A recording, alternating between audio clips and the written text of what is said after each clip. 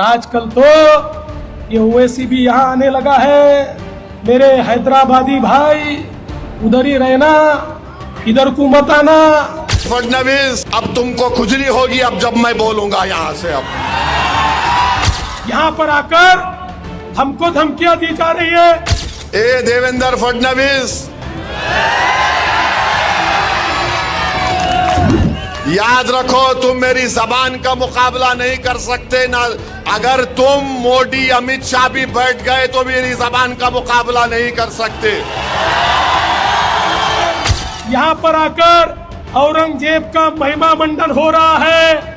फडणवीस, तुम्हारे पूर्वज नहीं थे, ओवैसी के पूर्वज थे जो अंग्रेजों से जिहाद कर रहे थे।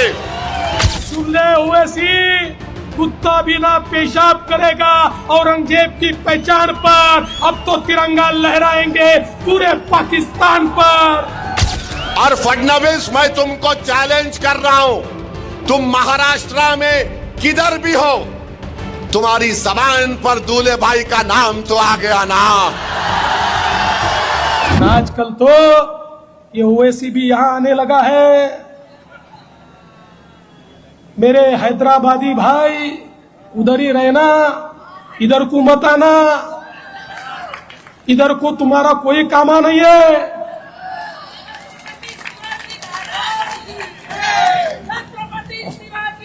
अरे भाई, मैं समझ नहीं पा रहा हूं ये क्या यहाँ पर हो रहा है। यहाँ पर आकर हमको धमकियां दी जा रही है।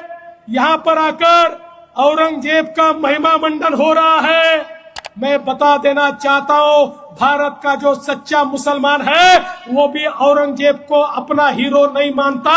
अरे औरंगजेब तो आक्रमणकारी था, उसने हम पर आक्रमण किया था। इसलिए सुन ले ओवैसी, कुत्ता भी ना पेशाब करेगा औरंगजेब की पहचान पर। अब तो तिरंगा लहराएंगे पूरे पाकिस्तान पर। महाराष्ट्र के डिप्टी चीफ मिनिस्टर इस तारीखी शहर को आए थे और आकर गैर जरूरी मेरा नाम अपनी जबान पर लाए। हाँ, देवेंद्र फडणवीस बोले, सुनो ओवैसी, ए देवेंद्र फडणवीस, याद रखो तुम मेरी जबान का मुकाबला नहीं कर सकते ना। अगर तुम मोदी अमित शाह भी बैठ गए तो मेरी जबान का मुकाबला नहीं कर सकते।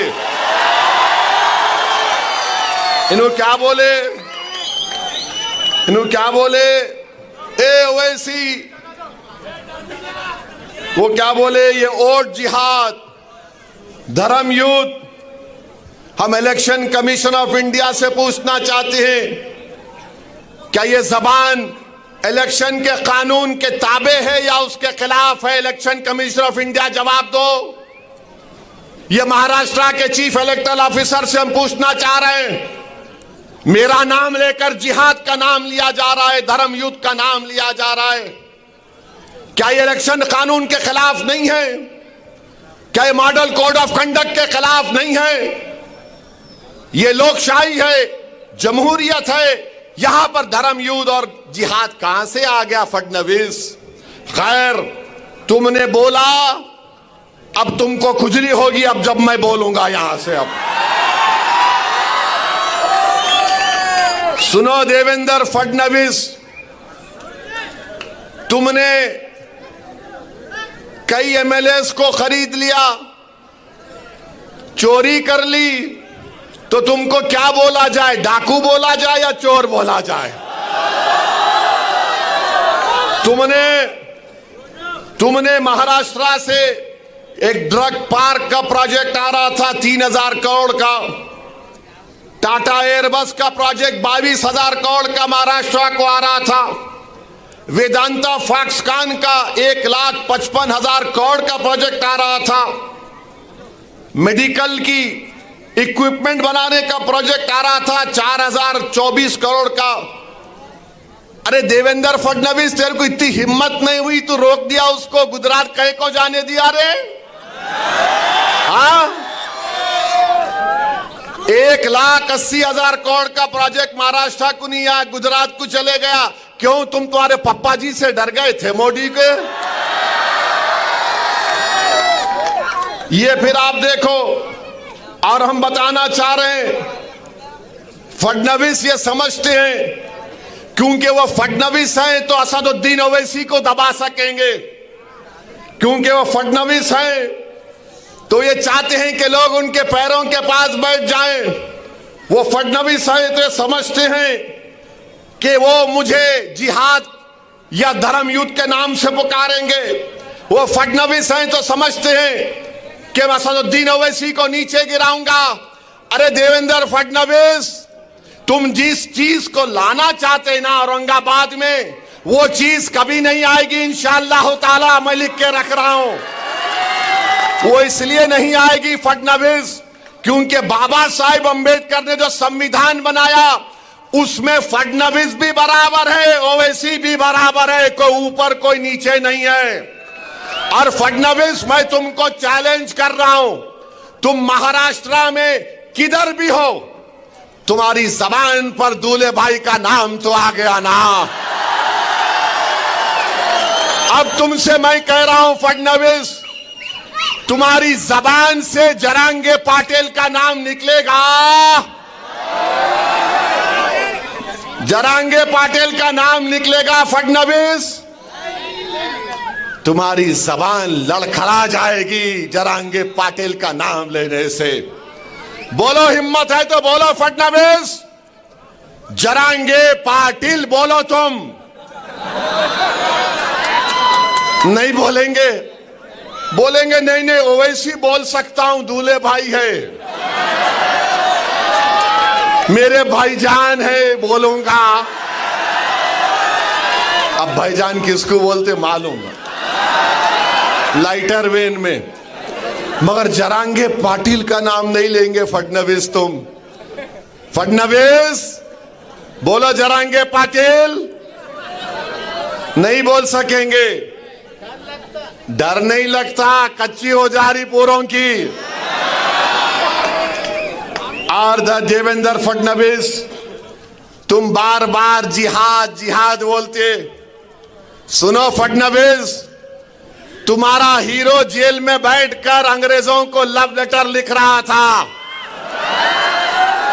हमारे उलमाए किराम माल्टा की जेल में और जेल के मैदान में मौलाना हुसैन अहमद मदनी, मौलाना महमूद उल हसन अंग्रेजों के सामने झुके नहीं, सीना तान कर खड़े हो गए। सुनो फडणवीस, अल्लामा फजल कैराबादी काला पानी की जेल में थे। अल्लामा फजल कैराबादी ने अंग्रेजों से कोई सौदा नहीं किया। सुनो फडणवीस, 1820 के बाद इस मुल्क की आजादी की लड़ाई में सबसे पहला फतवा किसने दिया? हमारे मदरसों के जिम्मेदारों ने दिया, जिहाद का फतवा दिया। फडणवीस, जब तुम्हारे बुजुर्ग नहीं थे, अंग्रेजों से लड़ने का तरीका हमने देश को सिखाया। हमने बताया कैसे अंग्रेजों को भगाया जा सकता है।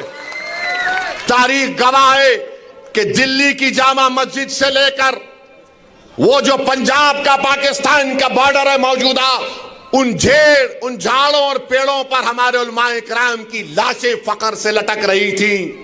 वो लटक तो रही थी मगर पुकार पुकार कर पैगाम दे रही थी तुम जैसे फडणवीस लोगों को कि देखो, इस देश से हमने मोहब्बत की और इस देश को आजाद कराने के लिए हमने अपना सब कुछ कुर्बान कर दिया। आज फडणवीस बोलते जिहाद। फडणवीस, तुमको जिहाद, फडणवीस क्या बोले? ओट जिहाद। अभी लैंड जिहाद हो गया, लव जिहाद हो गया, एग्जाम जिहाद हो गया। अब फडणवीस, आरएसएस, बीजेपी बोल रही ओट जिहाद। यानी धूलिया में मालेगांव सेंट्रल की सीट से बीजेपी के उम्मीदवार को वोट नहीं मिला तो फडणवीस बोल रहे वोट जिहाद। हमको सेंट्रल मालेगांव से वोट नहीं मिले, जहां तुम्हारे को वोट नहीं मिला वहां जिहाद हो गया, जहां तुम्हारे को हार गए वहां जिहाद हो गया। तुम गुजरात में भी एक सीट हार गए, कैसा हारे बोलो। तुम हैदराबाद में मेरे खिलाफ हार गए, कैसा हारे बोलो।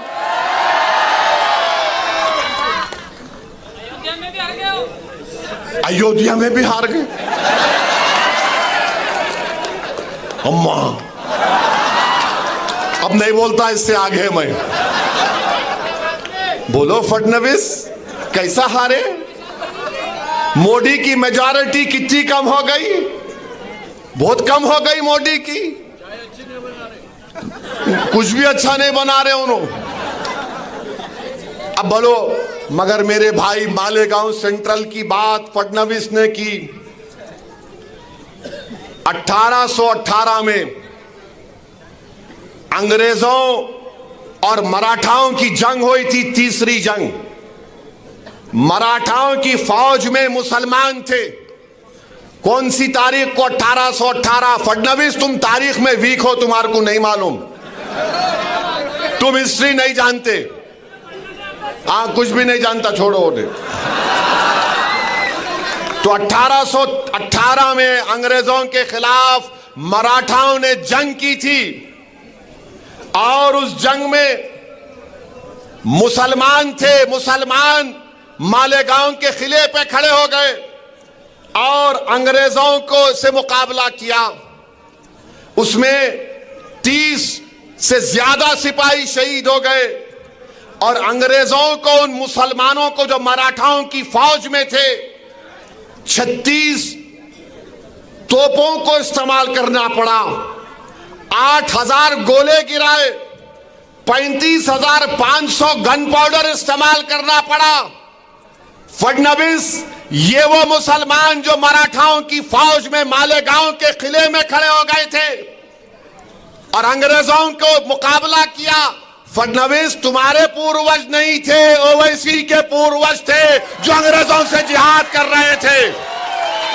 और फिर 1921 में मालेगांव में इनकलाबियों ने खिलाफत नॉन कॉपरेशन मूवमेंट के बाद मालेगांव के किले पे चढ़ गए। अंग्रेजों का झंडा हमने निकाला, फडणवीस तुम्हारा हीरो नहीं निकाला। हमारे बुजुर्गों ने झंडा निकाला, मालेगांव शहर को कब्जा कर लिया और उसके बाद अंग्रेजों ने क्या किया? बोलो फडणवीस, मरने वालों में, शहीदों में तुम्हारा नाम था या ओवैसी के बाप दादा का नाम था? बोलो नाम क्या था? सुनो फडणवीस, शहीदों का नाम जिन्होंने 1921 में अंग्रेजों का झंडा निकालकर हिंदुस्तान के झंडे को लहराया। शहीदों में नाम सुलेमान शाह, इस्माइल अल्लाह रखा, शाहीन बिकारी, शाबान बिकारी, बुद्धू, फरीदास, अब्दुल गफ्फार, ये तमाम को फांसी पे लटका दिए फडणवीस। तुम्हारा हीरो अंग्रेजों को लव लेटर लिख रहा था, I love you, I love you. हम आई लव यू नहीं बोले अंग्रेजों को, हम बोले वी हेट यू। तुमको निकलना पड़ेगा भारत से। तुम आकर हमको जिहाद सिखाओगे फडणवीस? अरे तुम जिहाद का जे नहीं जानते, तुम हमको क्या पूछ रहे हो? और हमारे बुजुर्गों ने अब्दुल्ला खलीफा, मोहम्मद हुसैन, इन लोगों को भी जेल में अंग्रेजों ने मार मार कर शहीद कर दिया।